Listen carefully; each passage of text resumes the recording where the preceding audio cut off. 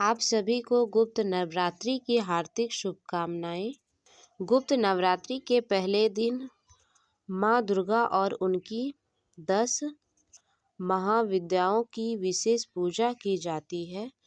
गुप्त नवरात्रि को विशेष रूप से गुप्त साधनाओं के लिए जाना जाता है। गुप्त नवरात्रि के पहले दिन माँ काली की पूजा करने का नियम है। 10 महाविद्याओं में माँ काली प्रथम रूप है। माँ काली जी का स्वरूप अत्यंत विकराल, भयंकर, कारी और मंगलकारी है। माँ काली का यह स्वरूप असुरों का नाश करने वाला है। यदि कोई व्यक्ति गुप्त नवरात्रि के दौरान माँ काली की पूजा करते हैं तो उसके ऊपर सामने असुर शक्तियों का कोई असर नहीं होता है। माँ काली की पूजा करने वाले व्यक्ति को रूप, यश, जय की प्राप्ति होती है। समस्त सांसारिक बाधाएं खत्म हो जाते हैं। माँ काली ने चंड-मुंड का संहार किया था, इसलिए इन्हें चामुंडा के नाम से भी जाना जाता है। माँ काली अपने गले मुंडमाला धारण करती है। इनके एक हाथ में खड़ग, दूसरे हाथ में त्रिशूल और तीसरे हाथ में कटा हुआ सिर होता है। माँ दुर्गा ने रक्तबीज नामक के असुर का वध करने के लिए काली का अवतार धारण किया था। 10 महाविद्याओं में माँ काली प्रथम देवी है। गुप्त नवरात्रि में प्रथम दिन माँ काली की आराधना की जाती है।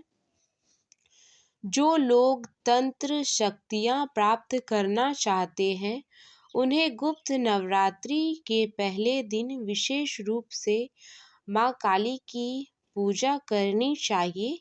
इसके अलावा माँ काली की आराधना करने से भी सभी प्रकार की तंत्र बाधाओं से छुटकारा मिलता है। जो लोग अपने शत्रु से बहुत परेशान रहते हैं उन्हें गुप्त नवरात्रि में माँ काली की आराधना करनी चाहिए। ऐसा करने से शत्रु से मुक्ति मिलती है। माँ काली की पूजा करने से अकाल मृत्यु का भय भी दूर हो जाता है। गुप्त नवरात्रि में 2 तरीके से माँ काली की पूजा की जाती है। जो लोग तांत्रिक विद्या हासिल करना चाहते हैं वह लोग इस दिन माँ काली की तंत्र विद्या द्वारा उपासना करते हैं। कुछ लोग गुप्त नवरात्रि के प्रथम दिन सामान्य तरीके से माँ काली की आराधना करते हैं, जिनसे उनके जीवन के सभी कष्ट दूर हो जाते हैं। माँ काली पूजन विधि कुछ इस प्रकार है। गुप्त नवरात्रि के पहले दिन सुबह ब्रह्म मुहूर्त में उठकर स्नान करने के पश्चात स्वच्छ वस्त्र धारण करें।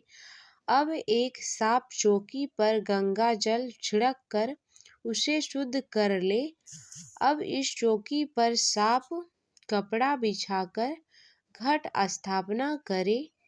घट स्थापना करने के लिए मिट्टी, तांबे या स्टील के पात्र में जल भरकर चौकी पर रखें।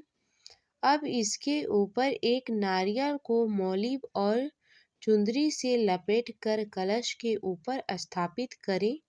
अब चौकी पर माँ काली की प्रतिमा या मूर्ति की स्थापना करें।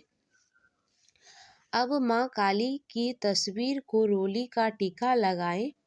तिलक करने के पश्चात माँ काली को लाल पुष्प की माला, पुष्प, फल, मिठाई, नैवेद्य आदि चढ़ाएं और पूरे विधि विधान और श्रद्धा के साथ माँ काली की पूजा करें। अब माँ काली के समक्ष सरसों के तेल या घी का दीपक प्रज्वलित करें और श्रद्धा भक्ति माँ काली के मंत्र का जप करें। देवी कवच अगला सूत्र का पाठ करें। सबसे अंत में श्री सूक्तम का पाठ करना चाहिए। जिस आसन पर आप बैठे हैं उसका रंग लाल होना चाहिए। अब माँ काली की कथा सुने या पढ़े। इस दिन दुर्गा सप्तशती पाठ का करना भी बहुत उत्तम होता है। माँ काली की कथा सुनने के पश्चात कपूर से आरती करें। प्रसाद के रूप में मिठाई का भोग लगाए। यदि आपके पास मिठाई नहीं है तो आप माँ काली को बताशा का प्रसाद भी चढ़ा सकते हैं। अब सभी लोगों में प्रसाद बांट दें और फिर स्वयं भी प्रसाद ग्रहण करें। अब माँ काली से पूजा में हुई किसी भी प्रकार की गलतियों के लिए हाथ जोड़कर क्षमा मांगे। माँ काली के मंत्र हैं ओम हैं क्लीम। माँ काली की कथा के अनुसार, पौराणिक कथा के अनुसार, एक बार दारुक नाम के राक्षस ने ब्रह्मा जी को प्रसन्न करके उनसे वरदान प्राप्त कर देवताओं और ब्राह्मणों को प्रताड़ित करना शुरू कर दिया था और स्वर्गलोक पर कब्जा कर लिया। जिसके बाद सभी देवता भगवान विष्णु और ब्रह्मा जी के पास गए। ब्रह्मा जी ने सभी देवताओं को बताया कि इस सृष्टि का संहार एक स्त्री ही कर सकती है। जिसके बाद सभी देवता भगवान शिव के पास गए और उन्होंने भगवान शिव को सभी बात बताया। जिसके बाद भगवान शिव ने माता पार्वती की ओर देखा। माता पार्वती इस पर मुस्कुराई और अपना एक अंश भगवान शिव में प्रवाहित कर दिया। जिसके बाद भगवान शिव के कंठ से विष से उस अंश ने अपना आकार धारण किया। जिसके बाद भगवान शिव ने अपना तीसरा नेत्र खोल दिया। उनके इस नेत्र से विकराल रूप वाली माँ काली उत्पन्न हुई। माँ काली के ललाट में तीसरा नेत्र और चंद्र रेखा थी। माँ काली के भयंकर वह विशाल रूप को देखकर देवता वह सिद्ध लोग भागने लगे। जिसके बाद माँ काली का दारुक और उनकी सेना के साथ भयंकर युद्ध हुआ। माँ काली ने सभी का वध कर दिया, लेकिन माँ काली का क्रोध शांत नहीं हुआ और माँ काली इस क्रोध से संसार भी जलने लगा। जिसके बाद भगवान शिव ने एक बालक रूप धारण किया और शमशान में लेटकर रोने लगे।